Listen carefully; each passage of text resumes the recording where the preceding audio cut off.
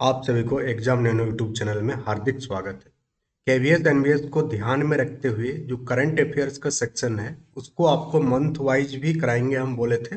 और आज आपका नवंबर महीना का करंट अफेयर्स जो कि इम्पोर्टेंट है, जहां से एग्जाम में क्वेश्चन आपका फ्रेम हो सकता है, कंपाइल किया गया है।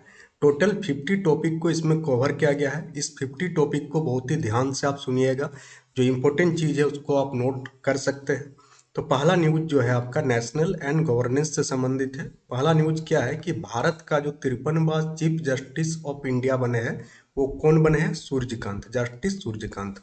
तो यहाँ से आपको क्या क्या पॉइंट याद रखना है? पहला तो कितना नंबर का चीफ जस्टिस ऑफ इंडिया है? 53। दूसरा कि इससे पहले कौन थे, यानी कि आपका देखेंगे तो 52वां चीफ जस्टिस कौन थे? तो 52वां चीफ जस्टिस कौन थे? संजीव खन्ना। तो वे किसका स्थान ग्रहण करेंगे? न्यायमूर्ति संजीव खन्ना का स्थान लेंगे। और ये जो सीजीआई का अपॉइंटमेंट है ये किया जाता है किसके द्वारा? प्रेसिडेंट के द्वारा। किस आर्टिकल के तहत? आर्टिकल 124 के तहत। तो आपका करंट और स्टैटिक दोनों चीजें एक साथ कवर कर रहे हैं हम। पहला पॉइंट आपको क्या याद रखना है कि 53वां नंबर का chief justice of India justice Suryakant. दूसरा पॉइंट कि चीफ जस्टिस ऑफ इंडिया का अपॉइंटमेंट भारत के राष्ट्रपति के द्वारा किया जाता है। दूसरा पॉइंट आर्टिकल 124 के अंतर्गत किया जाता है। और वे किसका स्थान लेंगे? वे संजीव खन्ना का स्थान लेंगे। तो ये आपका कंप्लीट हुआ पहला न्यूज। अब सेकंड न्यूज की ओर हम लोग आगे बढ़ेंगे। एक से एक क्वेश्चन रखा गया है जो इम्पोर्टेंट है और जहां से आपका क्वेश्चन फ्रेम होने के चांसेस काफी ज्यादा है। तो सेशन को बहुत ही ध्यान से देखिएगा। सेकंड इंपॉर्टेंट न्यूज है आपका बिहार असेंबली इलेक्शन, बिहार विधानसभा चुनाव 2025। तो बिहार में जो है एनडीए गवर्नमेंट बनाई। आप सभी को पता है कि एनडीए का full form national democratic alliance, जिसने कितना सीट जीता है? 202 सीट जीता है। और सीएम कौन बना है? नीतीश कुमार। 10वीं नंबर का, कितना बार? 10वीं बार चीफ मिनिस्टर बने बिहार का, 10th का आपका। थर्ड आपका इंपॉर्टेंट न्यूज है कि कॉन्स्टिट्यूशन 131वां संविधान संशोधन विधेयक, ये मोस्ट इंपॉर्टेंट में आ जाएगा। क्योंकि जो भी कॉन्स्टिट्यूशनल अमेंडमेंट होता है वो काफ़ी लंबे टाइम के बाद होता है। और ये इंपॉर्टेंट फैक्ट होता है जो स्टैटिक पार्ट से भी इंपॉर्टेंट हो जाता है और करंट अफेयर्स पार्ट से भी इंपॉर्टेंट हो जाता है। तो जो 131वां संविधान संशोधन हुआ, तो किस आर्टिकल में संशोधन किया गया? तो सरकार ने क्या किया? चंडीगढ़ को अनुच्छेद 240 के दायरे में लाने के लिए 131वां संशोधन विधेयक पेश किया। तो ये संशोधन विधेयक लाया गया था चंडीगढ़ को अनुच्छेद 240 के दायरे में लाने के लिए, जिससे क्या हो जाएगा कि राष्ट्रपति को वहाँ का नियम बनाने की शक्ति मिलेगी। यानी ये जो आपका चंडीगढ़ यूटी है, आपको पहला याद रखना है कि चंडीगढ़ जो है एक यूनियन टेरेटरी है। अब वहाँ पर ताकि राष्ट्रपति यानी भारत का जो प्रेसिडेंट है वो नियम बना सके, इसके लिए भारत के संविधान में संशोधन किया गया। 131वां संशोधन है ये। और चंडीगढ़ को किस अनुच्छेद के दायरे में लाया गया? अनुच्छेद 240 के दायरे में लाया गया। तो सेशन अच्छा लग रहा है तो सेशन को लाइक जरूर कीजिएगा, अपने दोस्तों के बीच शेयर कीजिएगा। और साथ ही अगर आप केवीएस एनबीएस की तैयारी कर रहे हैं, वो जनरल अवेयरनेस, करंट अफेयर्स और कंप्यूटर का नोट्स चाहते हैं, तो एग्जाम नोनो एप्लीकेशन को आप डाउनलोड कर लीजिएगा। नेक्स्ट है आपका भारतीय भाषा उत्सव 2025। तो इसको मनाया गया आपका महाकवि सुब्रमण्यम भारती की जयंती पर। अनेक भाषाएं एक भावना थीम के साथ यह उत्सव मनाया गया। अब यहाँ से पूछा जा सकता है आपका थीम, कि इसका थीम क्या था? तो इसका थीम आपको याद रखना है मैनी लैंग्वेजेस वन इमोशन, यानी कि अनेक भाषाएं और एक भावना। और किसके बर्थ एनिवर्सरी पर यह आपका भारतीय भाषा उत्सव मनाया गया? तो महाकवि सुब्रमण्य भारती। ठीक है। नेक्स्ट हम लोग बात करेंगे आदिवानी एआई ट्रांसलेटर के बारे में। तो इंडिया का ये पहला AI powered tribal language translator है। तो ये जो ट्रांसलेटर है यानी कि ये जो अनुवादक है, ये किस प्रकार का अनुवादक है? जितने भी ट्राइबल लैंग्वेजेस है उसको क्या करेगा? ट्रांसलेट करेगा। इसको डेवलप किया गया आईआईटी दिल्ली के द्वारा। और इनिशियली ये जैसे कि सांथाली हो गया, गोंड हो गया, मुंडारी हो गया, इन सारे भाषाओं को क्या करता है? सपोर्ट करता है। तो यहाँ से आपको क्या क्या याद रखना है कि ये जो आदिवानी एआई ट्रांसलेटर है ये किस लैंग्वेज को ट्रांसलेट करेगा? तो ट्राइबल लैंग्वेजेस को ट्रांसलेट करेगा। और किसके द्वारा ये डेवलप किया गया? तो ये डेवलप किया गया आईआईटी दिल्ली के द्वारा। Let's move to the next topic. और नेक्स्ट टॉपिक क्या है कि आईएनएस इच्छक। तो इसमें आपको याद रखना है कि आईएनएस इच्छक किस प्रकार का वेसल है? सर्वे वेसल यानी कि ये सर्वेक्षण पोत है, जिसको जो है कमीशनड किया गया आपका कहाँ पर, कोची में। कहाँ पर आपका, Kochi. Southern naval command Kochi में इसको कमीशनड किया गया, और ये बनाया गया GRAC के द्वारा, यानी कि गार्डन रिच शिप बिल्डर के द्वारा इसको क्या किया गया, डेवलप किया गया था। नेक्स्ट है आपका मुध नियोमा एयरफोर्स स्टेशन। ये जो नियोमा एयरफोर्स स्टेशन है, इसको कहाँ पर इनॉग्रेटेड किया गया, लद्दाख में। कितना एल्टीट्यूड पर, 13,700 फीट के एल्टीट्यूड पर इसको क्या किया गया, इनॉग्रेट किया गया। और इसमें क्या है कि 2.7 किलोमीटर का एक रनवे है, जो कि LAC के पास और बेहतर कूटनीतिक और रणनीतिक साझेदारी को वर्णन करता है। नेक्स्ट इंपॉर्टेंट हो गया आपका संविधान दिवस। 26 नवंबर को हम लोग किस डे के तौर पर मनाते हैं, संविधान दिवस के तौर पर मनाते हैं। और इस बार का जो संविधान दिवस है, ये कितना नंबर का हो जाएगा, तो 76। कितना नंबर, ये भी पूछ लिया जाएगा कभी कभी कि इस बार का जो संविधान दिवस है कितनवा क्रम था उसका, तो 76th एनिवर्सरी था। 26 नवंबर को भारत ने अपना संविधान दिवस मनाया, जो 1949 में संविधान को अपनाने की याद में मनाया जाता है। हम लोग क्या जानते हैं कि जो कॉन्स्टिट्यूशन है, इसको अडॉप्ट किया गया था 26 नवंबर 1949 को। ये स्टैटिक पार्ट में ये काफ़ी इंपॉर्टेंट हो जाता है कि इस कॉन्स्टिट्यूशन को अडॉप्ट कब किया गया था। तो अडॉप्ट किया गया था 26 नवंबर 1949 को। और इसे लागू कब किया गया, तो लागू किया गया 26 जनवरी 1950 को लागू किया गया। तो इन दोनों डेट को लेकर कंफ्यूज मत होइएगा, बार बार एग्जाम में पूछा जाता है कि कब अडॉप्ट किया गया था। तो अडॉप्ट किया गया था 26 नवंबर 1949 को, और लागू किया गया 26 जनवरी 1950 को। नेक्स्ट आपका इंपॉर्टेंट डे हो जाएगा नेशनल मिल्क डे, यानी कि राष्ट्रीय दुग्ध दिवस। तो ये जो डे है, ये मनाया जाता है वर्गीज कुरियन के याद में। किसके याद में, बर्थ एनिवर्सरी में। वर्गीज कुरियन के बर्थ एनिवर्सरी के दिन को हम लोग राष्ट्रीय दुग्ध दिवस के नाम से जानते हैं। और वर्गीज कुरियन कौन थे, फादर ऑफ व्हाइट रेवोल्यूशन। काफ़ी इंपॉर्टेंट है स्टेटिक पॉइंट ऑफ व्यू से कि व्हाइट रेवोल्यूशन के फादर कौन है। आपको कमेंट बॉक्स में कमेंट करके बताना है कि ग्रीन रेवोल्यूशन का, हरित क्रांति का फादर कौन है। यहाँ पर है व्हाइट रेवोल्यूशन के फादर कौन हो जाएंगे, डॉक्टर वर्गीज कुरियन। और उन्हीं के बर्थ एनिवर्सरी के डे को हम लोग मनाते हैं नेशनल मिल्क डे के रूप में। और हम लोग ये जानते हैं कि वर्तमान में भारत जो है दुनिया का सबसे बड़ा मिल्क प्रोड्यूसर है। सबसे ज़्यादा मिल्क प्रोड्यूस करने वाला देश कौन है, भारत हो जाएगा। जो कि जितना ग्लोबल प्रोडक्शन है उसका 25% अकेले भारत में उत्पादन होता है। तो अकेले भारत में कितना दूध का उत्पादन होता है, 25% दूध का उत्पादन होता है। तो एक प्रकार से ये पूरा वर्ल्ड का लार्जेस्ट मिल्क प्रोड्यूसर हो जाएगा। क्लियर है, दो डेट आपको याद रखना है कि 26 नवंबर को ही हम लोग कॉन्स्टिट्यूशन डे भी मनाते हैं, साथ ही साथ हम लोग क्या मनाते हैं, राष्ट्रीय दुग्ध दिवस भी मनाते हैं। नेक्स्ट हम लोग बात करेंगे स्टेट PCS रिफॉर्म। तो राज्य लोक सेवा आयोगों में जो ट्रांसपेरेंटी यानी कि पारदर्शिता लाने और पेपर लीक को रोकने के लिए केंद्र ने क्या किया, एक नया ढांचा का प्रस्ताव दिया है। ठीक है, ये इतना ही याद रखना है। बाकी आपको याद रखना है, ये इंपॉर्टेंट है कि वर्ड ऑफ द ईयर 2025 का वर्ड ऑफ द ईयर है आपका पारासोशल। किस डिक्शनरी ने इसको चूज किया है, इसको चूज किया है आपका कैम्ब्रिज डिक्शनरी। आपसे एग्जाम में पूछा जाएगा कि कैम्ब्रिज डिक्शनरी जो है वर्ड ऑफ द ईयर 2025 किस वर्ड को चुना है। तो ये किस वर्ड को चुना है, पैरासोशल को चुना है। पैरासोशल क्या होता है, वन साइडेड रिलेशनशिप, जहाँ पर person feels they know a celebrity और इन्फ्लुएंसर। जैसे कि हम लोग होते हैं ना कि बहुत सारे जो सेलिब्रिटी होता है, इन्फ्लुएंसर होता है, उन सब के प्रति हम लोग सहानुभूति रखते हैं। बट वे सारे जो सेलिब्रिटी होते हैं, क्या हम लोगों के प्रति सहानुभूति रखते हैं, नहीं रखते हैं। आप पूरा फैन है किसी सेलिब्रिटी का, आप मिलने जाइए, आपको पूछेगा भी नहीं, आपकी तरफ देखेगा भी नहीं। तो इसी को कहते हैं पैरासोशल, यानी one sided relationship where a person feels they know a celebrity और इन्फ्लुएंसर इंटीमेटली। यानी आप बहुत सारे मूवी देखते होंगे शाहरुख खान को, तो आपको लगता है वो शाहरुख खान आपके घर का आदमी है, बट जब आप मिलने जाएंगे तो आपसे मिलेगा नहीं, मिलेगा। तो ये जो आपका रिलेशनशिप है एक शाहरुख खान के साथ, ये हो जाएगा पैरासोशल। ठीक, क्लियर हो गया आपको पैरासोशल। और ये इंटरनेशनल अफेयर्स में काउंट होगा ये।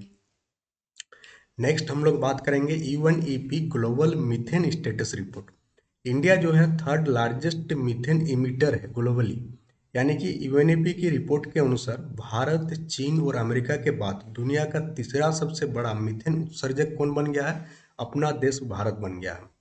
China and the USA occupy the first two spots. India emitted 31 metric ton of methane in 2020। यहाँ इतना ही याद रखना है कि थर्ड लार्जेस्ट मीथेन इमिटर बन गया है, इमिटर यानी कि उत्सर्जक। बाकी हम लोग बात करेंगे यूनेस्को के मैन एंड बायोस्फीयर काउंसिल के बारे में। तो Oman was elected to the council for the 2025-29 term. तो UNESCO man and biosphere council का काउंसिल को हेड करने के लिए किसको चुना गया है? ओमान को चुना गया है। The election occurred during the 43rd UNESCO general conference in Samarkand. तो यहाँ से एक पॉइंट और रखना है आपको याद कि 43rd यूनेस्को का जो जनरल कॉन्फ्रेंस है वो कहाँ पर हुआ था? तो वो आपका हुआ था समरकंद में। और वहीं पर ओमान को 2025-29 के लिए जो है सदस्य चुना गया है। नेक्स्ट है आपका कोलंबो सिक्योरिटी कॉन्क्लेव।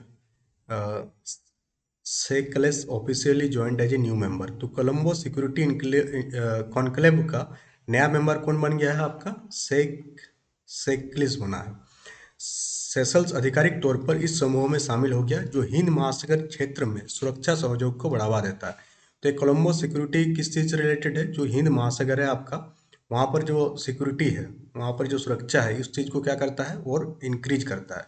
तो इस कॉन्क्लेव में कौन कौन सा देश शामिल था? तो आप देखेंगे तो भारत भी शामिल था इसमें, Maldives, Mauritius, Sri Lanka, Bangladesh and Seychelles इसमें शामिल है, हिंद महासागर के आसपास जितने भी देश है।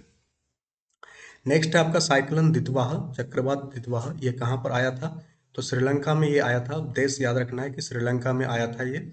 दितवाह चक्रवात ने भारी तबाही मचाई जिसमें सैकड़ों लोगों का डेथ हो गया है।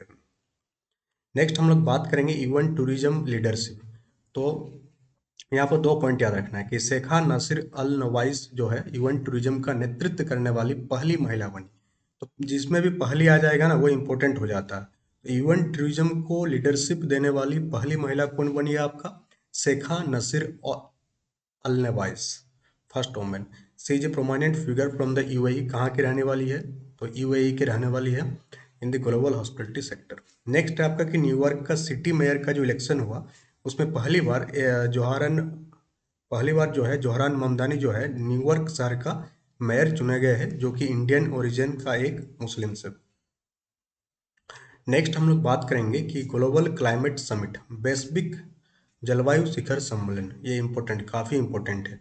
तो ग्लोबल क्लाइमेट समिट जो है 120 देश इसमें क्या क्या था, पार्टिसिपेट किया था और क्या वादा किया कि उत्सर्जन कम करेगा। इस चीज़ पर एक क्या क्या एक ट्रीटी या कुछ एग्रीमेंट साइन किया होगा, हर साल करता है बट ऐसा कुछ होता नहीं है। तो इसमें टारगेट रखा गया है कि the summit focused on carbon neutrality target for 2050। 2050 तक कार्बन को जो है एकदम न्यूट्रल लेवल पर लाना है कि अब उत्सर्जन नहीं होगा। तो ये 2050 वाला इंपॉर्टेंट हो जाता है कि किस साल तक कार्बन न्यूट्रलिटी का टारगेट रखा गया है आपका ग्लोबल क्लाइमेट समिट में। कितने देशों ने भाग लिया? 120 देशों ने इसमें भाग लिया। फिर है आपका वर्ल्ड का, दुनिया का सबसे तेज ट्रेन। तो दे फास्टेस्ट ट्रेन लॉन्च किया किस देश ने? चाइना ने लॉन्च किया इसका। इसका स्पीड क्या आप देखेंगे तो 1 घंटा में 620 किलोमीटर। आप समझ रहे हैं, 1 घंटा में 620 किलोमीटर की जर्नी करेगा ये।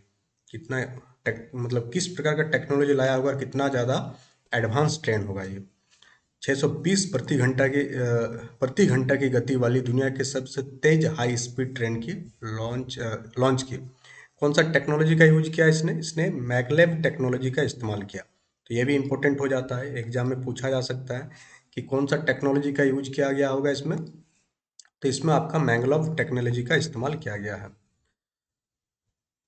नेक्स्ट हम लोग बात करेंगे पॉइंट नंबर 20 और इसमें पूछा जा रहा है आपका कि international day for elimination of violence against women. तो ये किस तारीख को मनाया जाता है? पहला याद रखना है कि 25 नवंबर को मनाया जाता है। 25 नवंबर को महिलाओं के खिलाफ हिंसा के उन्मूलन के लिए अंतर्राष्ट्रीय दिवस मनाया जाता है। हम लोग देखते हैं कि वोमेन्स के अगेंस्ट आए दिन वायलेंस होते रहता है। इस चीज़ को उजागर करने के लिए, इस चीज़ को और ज़्यादा ताकि ना हो, ताकि लोगों को जागरूकता बढ़े, तो क्या मनाते हैं? International day for elimination of violence against women. कि इस साल का थीम क्या था, इंपॉर्टेंट हो जाता है, unite invest to prevent violence against women and girls. अब हम लोग sports and science related current affairs की बात करेंगे। पहला पॉइंट है आपका ब्लाइंड महिला T20 वर्ल्ड कप। तो इसमें इंडिया किसको हराया? नेपाल को हराया फाइनल में, जो कि हुआ था आपका कोलंबो में। भारत ने नेपाल को हराकर पहला ब्लाइंड महिला T20 विश्व कप जीता। ये इंपॉर्टेंट हो जाता है, किसने किसको हराया? भारत ने नेपाल को हराया। कहाँ पर आयोजित हुआ था? कोलंबो में आयोजित हुआ था। और ये पहला T20 वर्ल्ड कप है ब्लाइंड वोमेंस का। नेक्स्ट हम लोग बात करेंगे आईसीसी वोमेंस वर्ल्ड कप 2025।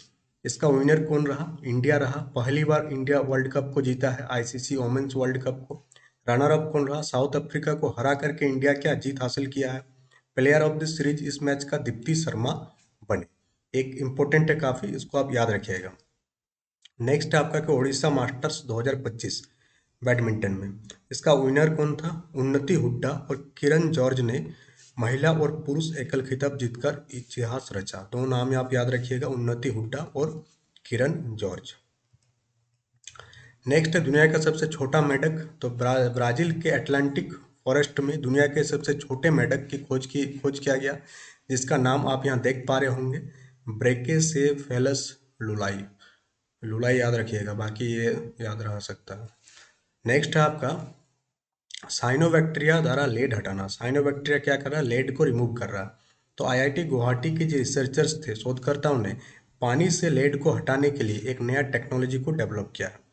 ठीक, तो किस आईआईटी के द्वारा किया गया है? आईआईटी गुवाहाटी। नेक्स्ट है कि मंगल ग्रह की मिट्टी के निष्कर्ष।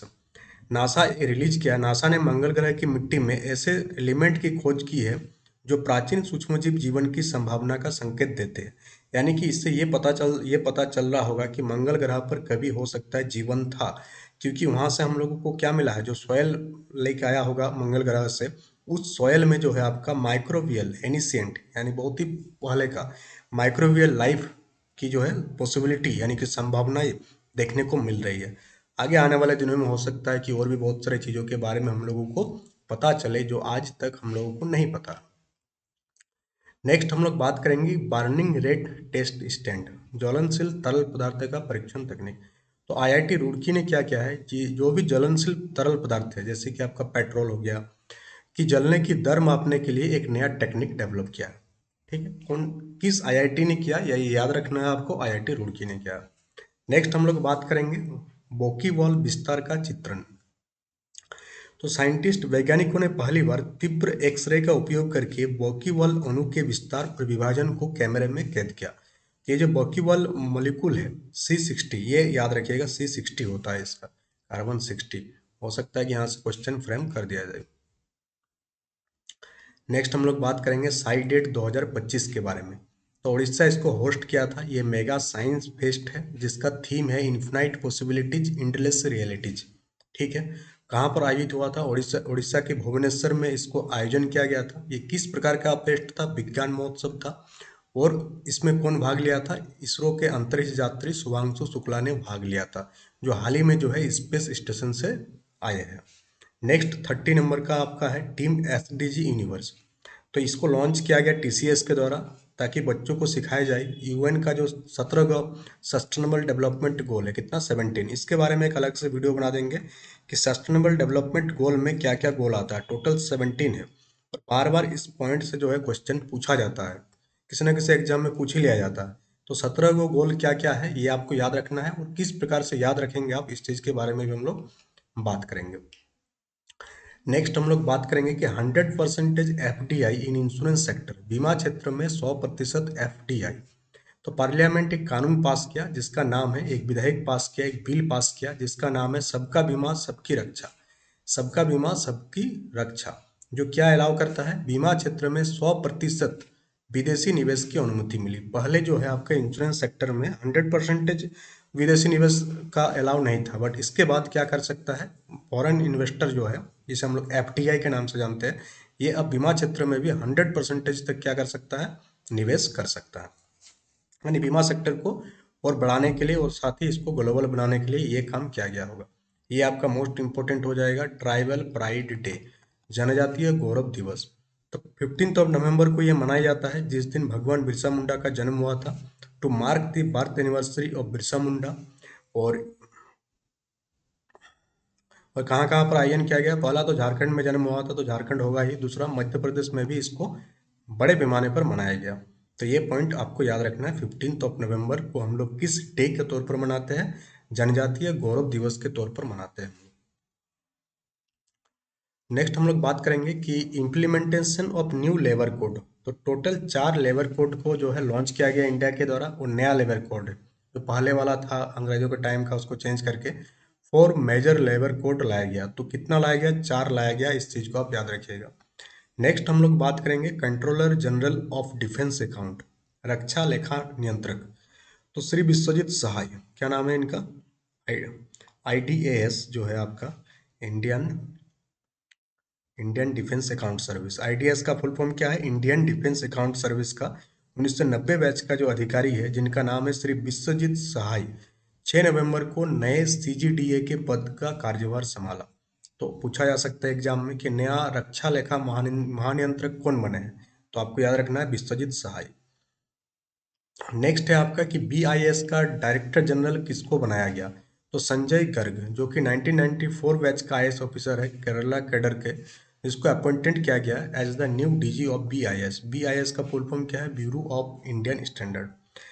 इंपॉर्टेंट है, केवीएस के एग्जाम के लिए काफी इंपॉर्टेंट, कि नेशनल एजुकेशन डे हम लोग किस दिन को मनाते हैं? तो 11 नवंबर को हम लोग नेशनल एजुकेशन डे मनाते हैं। किसके बर्थ एनिवर्सरी पर? मौलाना अबुल कलाम आजाद। और ये कौन थे? भारत के पहले शिक्षा मंत्री थे। नेक्स्ट हम लोग बात करेंगे, ये वाला तो हो गया, ठीक, ये वाला था। अब हम लोग बात करेंगे इंटरनेशनल अफेयर्स में COP30 क्लाइमेट समिट। ये COP30 आपका कहाँ पर हुआ? पहला तो याद रखना है कि बेलम ब्राजील में इसका आयोजन हुआ। कब से कब तक हुआ था? 18 नवंबर को हुआ था। और ये किस चीज पर फोकस था? Hard to abate. ये पॉइंट आप याद रखना, hard to abate industries like steel and cement. 18 नवंबर को स्टील और सीमेंट जैसे उद्योगों के डीकार्बोनाइजेशन पर ध्यान केंद्रित किया गया। इस बार COP30 कहाँ पर हुआ? ये पॉइंट याद रखना है, इंपॉर्टेंट है ये, जलवायु शिखर सम्मेलन। नेक्स्ट हम लोग बात करेंगे कोलंबो सिक्योरिटी कॉन्क्लेव, जो कि आपका होस्टेड बाय इंडिया, नई दिल्ली में। कब हुआ? 20 नवंबर को, जिसको चेयर किया गया national security advisor Ajit Doval के द्वारा। नेक्स्ट आपका UN tourism first female head, जिसके बारे में अभी अभी हम लोग बात किए, शेखा नसीर अल नवाइस जो है यूएन टूरिज्म का पहला फीमेल हेड बनी है। नेक्स्ट आपका मिस यूनिवर्स 2025, तो फातिमा बॉस्क कौन बनी है? फातिमा बॉस्क फ्रॉम द मैक्सिको को क्राउन किया गया इस बार मिस यूनिवर्स 2025 के रूप में। और ये कितनावा एडिशन था? 74th एडिशन था। नेक्स्ट आपका बुकर प्राइज, तो बुकर प्राइज 2025, बुकर प्राइज जीता गया डेविड सजले के द्वारा। नोवेल का नाम क्या है? फ्लैश। नोवेल का नाम है फ्लैश, जो कि आपका किस चीज के बारे में है? हंगेरियन अप्रवासी के जीवन की खोज करता है। तो फ्लैश याद रखना है, बुकर पुरस्कार जीता गया। और नाम याद रखना है डेविड सजाले। नेक्स्ट है आपका पीएम मोदी को ओमान का सर्वोच्च सम्मान, तो मोदी को उनकी नवंबर की कूटनीतिक यात्रा के दरमियान ओमान के सर्वोच्च नागरिक सम्मान से सम्मानित किया गया। किस देश का? ओमान देश का नाम याद रखना। नेक्स्ट हो गया आपका कि इथोपिया में ज्वालामुखी राख का प्रभाव। तो एक हम लोग अभी अभी हाल ही में न्यूज में देखे थे कि हेलीगुब्बी नामक एक ज्वालामुखी था, जो क्या फट गया। काफी टाइम से वो डोरमेंट था, बट एक्टिव हो गया, और उससे जो राख उड़ी थी वो भारत तक पहुंच चुकी थी। तो ये पूरा का पूरा वैश्विक उड़ान संचालन को क्या किया था? बाधित किया था। तो आपको नाम याद रखना है कि उस ज्वालामुखी का नाम क्या था? हेलीगुब्बी। किस देश का? इथियोपिया का। नेक्स्ट है blind women's T20 world cup. यह भी हम लोग बात किए कि 24 नवंबर को कोलंबो में आयोजित हुआ। फाइनल में नेपाल को हराकर इंडिया इसमें जीत हासिल किया। इंडिया का 91st शतरंज ग्रैंड मास्टर ये कौन बने हैं? राहुल VS बने हैं 91st नंबर का ग्रैंड मास्टर चेस में। नेक्स्ट है आपका कि रुस्तम ए जम्मू कश्मीर खिताब, ये किसको मिला है? तो रुस्तम ए जम्मू कश्मीर खिताब जो है, पहला first international Indian style wrestling at Maulana Azad stadium. Jammu Kashmir ने मौलाना आजाद स्टेडियम में अपना पहला अंतर्राष्ट्रीय भारतीय शैली कुश्ती का आयोजन किया। इसी चीज को कहा जा रहा है रुस्तम में जम्मू कश्मीर टाइटल। नेक्स्ट आपकी सैयद मदी इंटरनेशनल बैडमिंटन लखनऊ में आयोजित किया गया। कहाँ पर आयोजित किया गया? ये लखनऊ में आयोजित किया गया। नेक्स्ट हम लोग स्पोर्ट्स से ही है, क्या पूछा जा रहा है कि ISSF वर्ल्ड चैंपियनशिप राइफल या पिस्टल में, जो कि आपका हेल्ड हुआ कहाँ पर? इजिप्ट में। कब से कब तक? नवंबर 6 से लेकर के 18 तक, जहां पर Indian shooter secured multiple podium finishes. Next है आपका जल शोधन के लिए साइनोबैक्टीरिया, IIT गुवाहाटी के द्वारा रिसर्च किया जा रहा है ये भी हो गया आपका। नेक्स्ट आपका national framework on traceability in fisheries, यहाँ याद रखना है कि 21 नवंबर को हम लोग क्या मनाते हैं, वर्ल्ड फिशरीज डे मनाते हैं। तो इस प्रकार से टोटल टॉप 50 करंट अफेयर्स जो कि आपका रिलेटेड है नवंबर महीना से और जो आपका आने वाले केवीएस एग्जाम के लिए काफ़ी इंपॉर्टेंट है, कवर कर दिया गया। अब एक दो दिन के अंदर हम लोग अक्टूबर का भी देख लेंगे, उसी टाइप से सितंबर का भी देख लेंगे। तो लास्ट सिक्स मंथ आपको सॉरी, लास्ट 6 मंथ्स का आपका कवर कराया जाएगा इस पे करंट अफेयर्स। तो चैनल में नए हैं तो चैनल को सब्सक्राइब कर लीजिएगा, वीडियो को लाइक कीजिएगा। और अगर आप नोट्स चाहते हैं केवीएस एनबीएस का तो एग्जाम नोन एप्लीकेशन को डाउनलोड कर लीजिएगा, वहाँ से आप नोट्स को एक्सेस कर सकते हो। तो that's all for today, thank you for taking the session.